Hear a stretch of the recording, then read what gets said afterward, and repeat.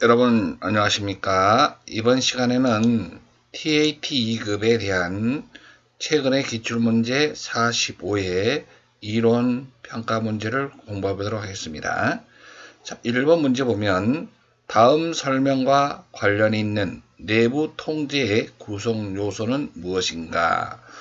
조직 구성원이 이 사회와 경영진이 제시하는 경영 방침이나 지침에 따라 업무를 수행할 수 있도록 마련한 정책 및 절차를 의미한다. 이것은 통제 활동에 대한 설명입니다. 업무의 분장, 문서화, 승인, 결제체계, 자산의 보호체계 등을 포함한다. 내부 통제의 구성 요소에는 여러 가지가 있으나 그 중에 여기 나와 있는 것만 설명을 해보자면 통제 활동은 경영 방침이나 지침에 따라 업무를 수행할 수 있도록 마련한 정책을 통제 활동이라 한다.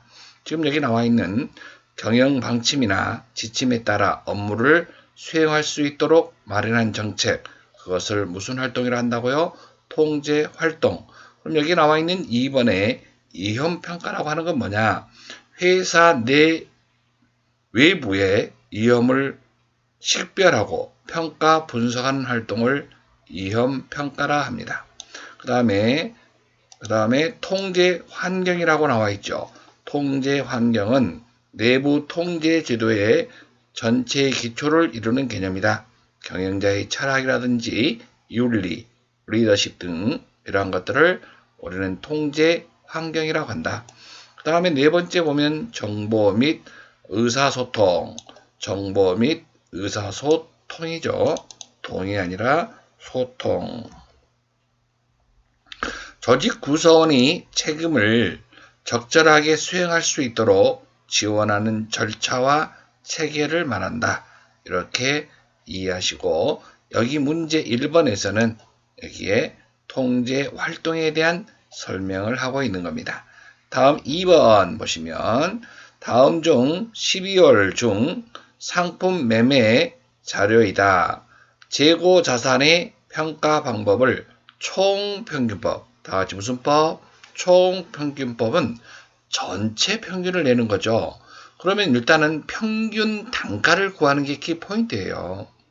평균 단가를 구하려면 여러분 여기 이렇게 해서 전체 기초 재고가 여러분 100개에 1000원짜리 그러면 그게 지금 평균 단가가 얼마 나와요?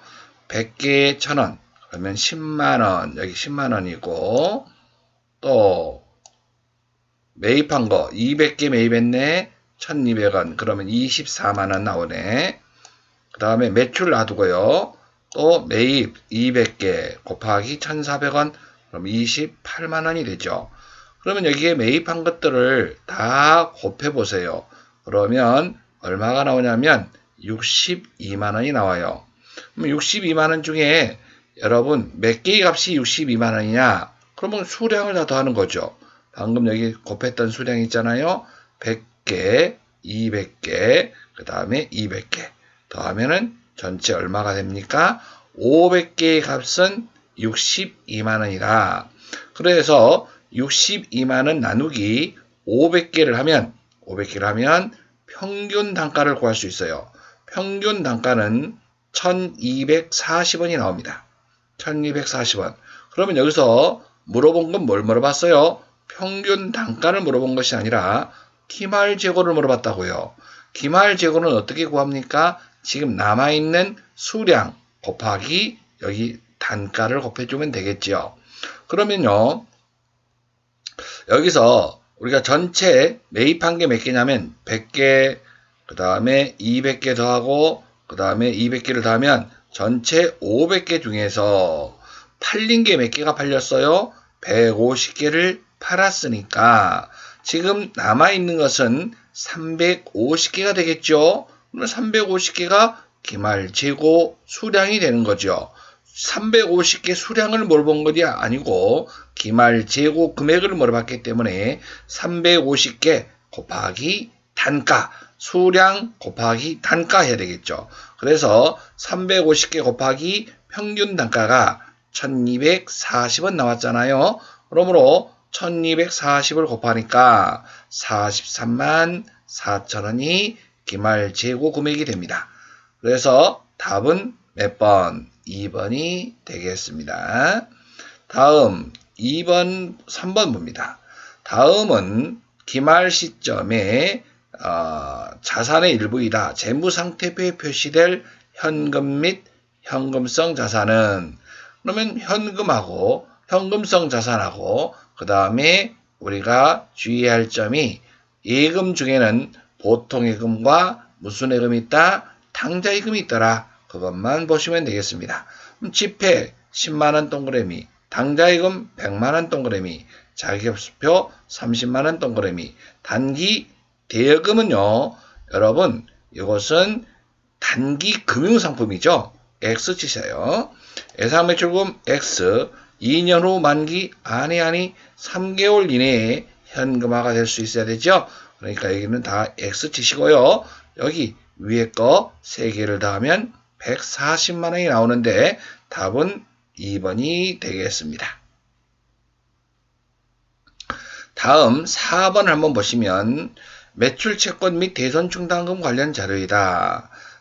결산 시 대손충당금에 대한 회계 처리로 옳은 것은 결산 시 대손충당금 붕괴로 옳은 것 그랬네요. 그러면 여러분 결산 시라 그랬으니까요. 기말 매출채권 잔액은 600만원이에요. 600만원 곱하기 여러분 대손율이 1%래요. 600만원 곱하기 1% 하면은 6만원 나오거든요. 6만원은 우리 회사가 못 받을 거라고 예상한 금액이에요. 즉 대손충당금을 우리 회사가 보유해야 할 금액은 6만원이란 얘기죠. 그런데요, 여기에서 우리 회사가 지금 대손충당금을 얼마나 갖고 있는가를 알아봐야 돼요. 기초에 얼마가 있었냐면 8만원이 있었어요.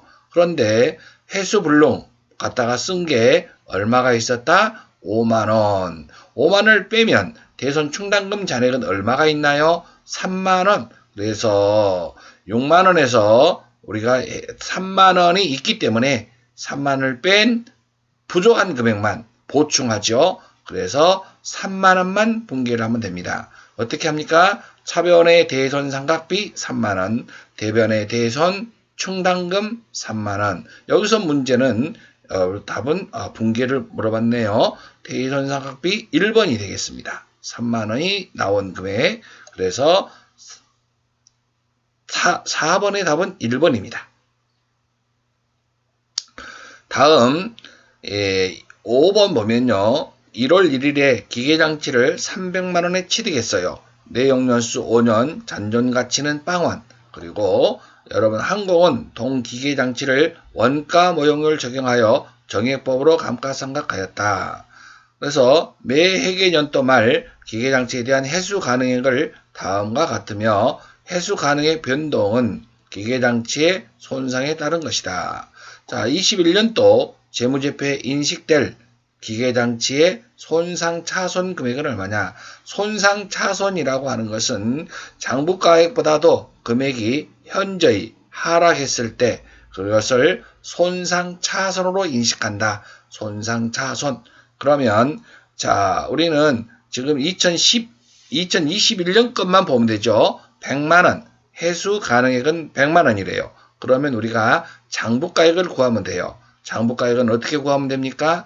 장부가액은 취득가액에서 감가상각 누계액을 빼면 되지요. 그러면 취득가액은 지금 얼마가 있었나요? 300만원. 그러면 300만원을 한번 계산해 볼까요? 300만원에서 취득가액 마이너스 감가상각 누계액을 빼야 되는데 2020년의 감가상각은 정액법이라 그랬어요. 다시 무슨 법? 정액법. 내역연수는 몇 년? 5년. 내역연수는 몇 년이라고요? 5년. 난 5분의 내역연수 5분의 취득원가가 얼마? 300만원. 300만원. 그러면 300만원 마이너스 잔존가액이 있나요? 잔존가액은 없어요. 300만원 나누기 5. 그러니까 얼마 나와요? 60만원.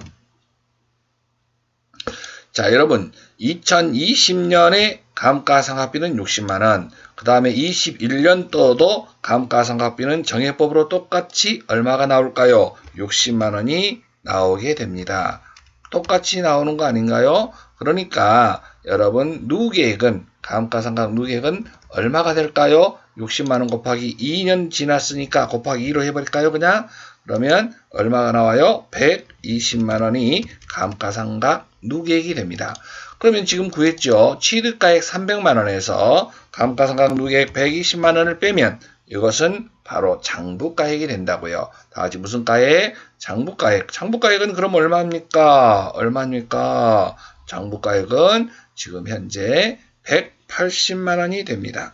180만원인데 장부가는 180만원인데 해수 가능액은 얼마라고요? 100만원. 그러면 급격하게 이렇게 하락한 것이 바로 시가가 100만원밖에 안 된다 이 말이죠.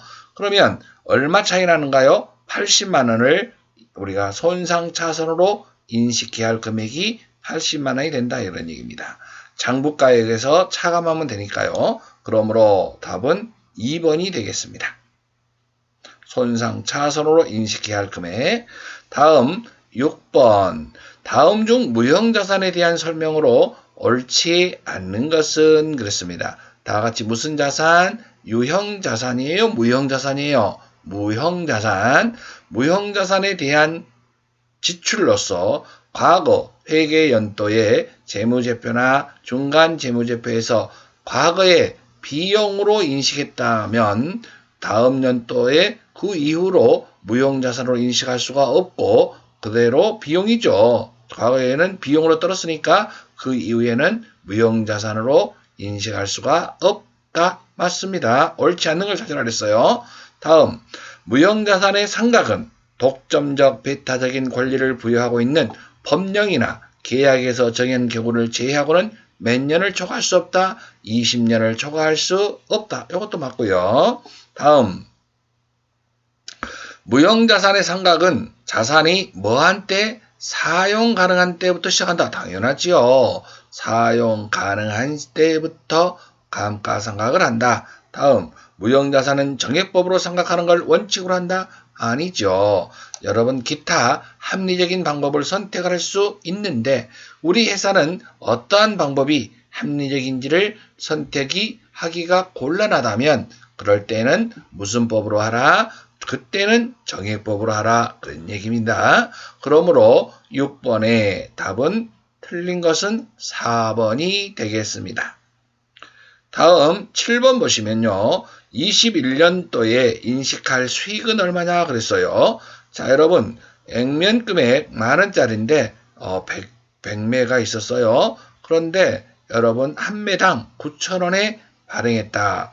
여러분 상품권을 발행했을 때는 우리가 뭐 했습니까? 상품권을 회수했을 때 우리가 매출로 인식하는 거죠. 수익으로 인식하는 것은요. 70매를 여러분 발행했으나 2021년 말까지 상품권은 70매가 사용되었다. 그러니까 여러분 매출은 우리가 언제로 70매 곱하기 얼마씩? 9,000원씩. 그래서 7, 9, 63. 그래서 63만원이 답이 되겠습니다. 63만원. 상품권 판매로 인한 수익은 고객이 사용한 상품권 매수에 대한 순현금 유입액이다. 여기까지 해서 63만원. 순수하게 현금 들어온 거 만원짜리인데 여러분 얼마씩 9,000원에 할인해서 발행했으니까 9,000원 곱하기 70매 이렇게 보시면 되겠습니다. 그러니까 63만원인가요? 다음 8번 봅니다. A 주식 전부를 95,000원에 처분했다. 다음 중 옳은 것은 그랬습니다. 자, 여러분 85,000원에 취득했어요. 그런데 여러분 장기 투자 목적에 별 표시 지세요. 여러분 장기 투자 목적이면 주식을 사오면 매도 가능 증권이라고 적어 놓으세요. 매도 가능 증권. 그래서 매도 가능 증권에 대한 겁니다. 그리고 여러분 평가는 여러분 한번 했네요. 자, 85,000원에 사가지고 88,000원 나가니까 3,000원이 증가됐습니다. 3,000원이 이익 났어요. 평가와 관련하여 3,000원이 이익받는데 손익계산서 가지 않습니다. 손익계산서 가지 않아요. 틀렸어요. 왜요? 매도가능증권 평가이익은 여러분 기타 포괄손익누계액이라고 합니다. 기타 포괄손익누계액 재무상태표 맞는데 여러분 이익잉여금이 아니라 기타 포괄손익누계액이라 그래야 됩니다. 이것도 틀렸습니다. 그래서 여러분 평가와 관련된 건 틀렸고요. 이제 처분과 관련된 거 3번과 4번 봅니다. 처분과 관련된 건 한번 봅니다. 간단하게 문제 푸는 건데요. 얼마에 취득해서 얼마에 팔았는가? 그러면 간단하게 문제를 풀 수 있죠. 85,000원에 취득했고 95,000원에 팔았다. 그러면 얼마 이익 봤다? 만원. 그러면 여러분 손익계산서에 매도가능주권 처분 이익은 수익이니까 이익 만원이 기록된다. 그래야 맞죠. 재무상태표와 관련이 없습니다. 오케이. 다음 3번. 이렇게 3번이 여러분 뭐가 되겠습니까? 정답 3번입니다. 다음 9번을 보시면 다음 중 부가세법상 면세에 대해서 바르게 설명하고 있는 사람은 그랬습니다. 자, 부가세 부담이 완전히 제거되는 완전 면세 틀렸죠. 완전 면세는 영세와 관련된 게 완전 면세지요. 다음 면세 사업자도 매입세액의 일부를 공제받을 수 있다고요? 아니지요. 잉크를 해도 안 돼요. 여러분, 면세는 완전히 부가세, 면제해줬기 때문에 부가세가 없어요. 환급받을 것도 없고요. X. 다음, 소비지국 과세 원칙을 구현하기 위한 제도야. 틀렸어요. 소비지국이라고 하는 것은 들어보기는 들어봤는데 어디서 쓰는 거죠? 수출과 관련되는 거. 소비하는 나라에서 과세한다. 그래서 이중과세 방지 차원에서 수출하는 나라에서는 부가세가 붙지 않고 소비하는 나라에서 부가세가 과세된다는 점, 이게 소비지국 과세 원칙이라고 하는 거죠. 그러니까 영세와 관련된 거고요. 다음, 국가 또는 지방자치단체에 재화를 무상으로 공급하는 경우는 면세 공급에 해당돼. 이거 중요해요. 국가나 지방자치단체에 물건을 공짜로 줬다면 그것은 뭐다? 면세다 이 말이에요. 예, 맞습니다. 국가나 지방자치단체에 국가에다가 공짜로 줬다면 그것은 면세가 맞습니다. 소연, 예, 동글동글하게 잘했어요. 소연 합격. 그래서 답은 4번이 정답이 되겠습니다. 다음 10번 보시면 매입세액 내역이다. 예, 매입세액으로 공제받을 수 있는 매입세액을 계산하면 얼마인가? 공제받을 수 있는 걸 물어봤습니다. 당해 과세 기간에 매입하여 아직 사용하지 않는 원단 매입세액, 요건 매입세액 공제 당연히 받을 수 있지요. 200만원 당연히 받을 수 있고요. 다음, 공장 건물 리모델링 관련 매입세액 1,000만원 당연히 공제받을 수 있습니다. 1,200만원까지는. 그러나 업무용 승용차 차량 유지비 구입뿐만이 아니라 그 유지비도, 비영업용 소형 수용차 구입뿐만이 아니라 그 유지비도 공제받을 수 없다. 남이함이 답을 불공. 이거 불공이죠. 다음 거래처 접대 관련된 거 이것도 불공. 이렇게 여러분 요 두 개 다 틀렸습니다. 틀린 게 아니죠. 이것은 공제받지 못하고 공제받을 수 있는 금액은 요 두 개가 공제받을 수 있는 금액이 되겠습니다. 더해보면 얼마 나옵니까? 1,200만원. 답은 1번이 되겠습니다. 11번 다음 중 부가세법상 대손세액 공제에 대한 설명으로 옳은 것은 대손세액 공제는 예정 때는 받을 수 있고 확정 때만 받을 수 있다 그랬습니다. 대손세액이 확정된 날에 속하는 예정 신고기간 또는 확정 신고기간에 매출세액에서 대손세액을 공제한다. 틀렸죠? 예정 신고기간 때문에 틀렸어요. 확정 신고기간에 매출세액에서 대손세액을 공제한다. 그래야 맞습니다. 다음 대손세액은 대손 금액의 110분의 10으로 해야 됩니다. 110분의 10. 110분 부가세가 포함된 금액이고 110분의 10 그러면 10이 부가세를 말합니다. 110분의 10 틀렸죠. 대손세액 공제를 받은 사업자가 대손세액을 회수한 경우 회수한 날에 속하는 과세 기간의 매출세액에 대손세액을 공제한다. 여러분 못 받을 줄 알고 대손세액 공제를 돌려받아 먹었는데 부가세를 돌려받아 먹었는데 그 사람을 만나서 돈 받았어요? 그럼 나는 부가세를 추가적으로 더 납부를 해야 되죠. 여기다가 공제한다가 아니라 플러스 해야 됩니다. 가산해야 되죠. 그래서 이거 틀렸습니다. 공급일로부터 10년이 지난 날이 속한 과세 기간에 대한 확정 신고 기간까지 대손사유가 확정되어야 대손세액을 공제받을 수 있다. 요 개정된 내용이라고 그랬죠. 예, 10년 맞습니다. 11번의 답은 4번이 되겠습니다.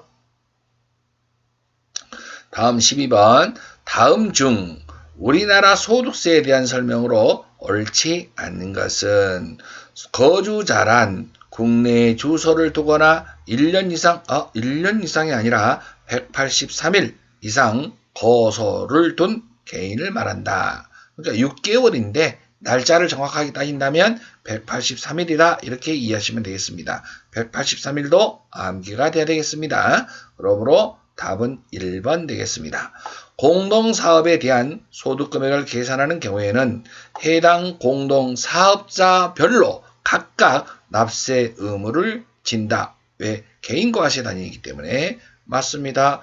거주자가 사망한 경우에는 과세 기간을 1월 1일부터 원칙은 여러분 12월 31일까지죠. 그러나 예외적으로 사망한 경우와 출국하는 경우 똑같습니다. 1월 1일부터 사망일, 출국이라면 1월 1일부터 출국일까지로 한다. 맞습니다. 거주자의 소득세 납세지는 그 주소지로 하고 그 주소지가 없는 경우에는 실제로 그 사람이 살고 있는 거소지로 한다. 맞습니다. 다음 13번. 다음은 거주자 김한공 씨가 한공으로부터 수령한 근로소득 자료이다. 이 자료를 이용하여 2021년 여러분 총 급여액을 계산하면 여러분 여기서 주의할 점이 뭐냐면 총 급여액 그러면 비과세는 빼고 과세할 것만 여러분들이 물어보는구나 라고 이해하면 돼요. 과세를 찾아라 이 말이야. 비과세를 뺀 과세만. 그러면 기본급 4,800만원 동그라미, 상여금 1,600만원 동그라미, 식대, 식대는 월 20만원씩이네요. 현물 식사는 제공하지 않는다. 밥 안 주고 돈 주는 것만 월 10만원까지는 비과세가 되지요. 여러분 20만원씩 줬으니까 10만원씩은 과세가 되지요. 그러니까 10만원씩 12개월 그러면 120만원은 과세입니다. 그러니까 절반인 120만원은 과세, 120만원은 비과세. 그러니까 과세만 여기다 포함하라고요. 과세만. 됐습니까? 그 다음 120을 플러스 시키는 거예요. 그 다음에 사규에 의해 지급받은 자녀 학자금 과세라고 적어놓으세요. 자녀 학자금 과세입니다. 400만원. 그러면 다 더해보세요. 얼마 나온가요? 6,920만원, 4,800, 1,600, 그리고 여기는 120만원, 400을 더하니까 6,920만원 맞습니다. 다음 거주자 김한공 씨와 생계를 같이 하는 동거 가족의 현황은 다음과 같다. 이 자료를 이용하여 종합소득과세표준 계산 시 공제되는 인적공제를 계산하면 다같이 무슨 공제라고요? 인적공제. 여러분 인적공제는 여러분 기본공제를 먼저 알아야 돼요. 기본공제는 몇 사람인가 봐봐요. 몇 사람이 있는가. 몇 명 곱하기 150만원 하죠. 김한공을 본인을 빼먹으면 안 돼요. 본인 한 명. 그 다음에 아내는 여러분 기본소득, 사업소득 금액이 100만원 초과되므로 기본이 안 된 아내 X. 부친 2명, 장남 1명, 장녀 1명. 그러면 여러분 하나, 둘, 셋, 4명. 4명이라고 적으세요. 여러분 4명 곱하기 1명당 얼마라고요? 150만 원이라고요. 150만 원. 그러면 4, 1, 4, 4, 5, 20, 600만 원이 기본 공제고 그 다음에 추가 공제를 계산해야 합니다. 추가 공제. 추가 공제는 여러분 있는가 봅니다. 추가 공제. 여기서 부치는 여러분 나이가 60세 이상, 70세 이상 되죠. 70세 이상. 70세 이상입니다. 70세 이상. 몇 명입니까? 1명. 1명 곱하기 1인당 얼마?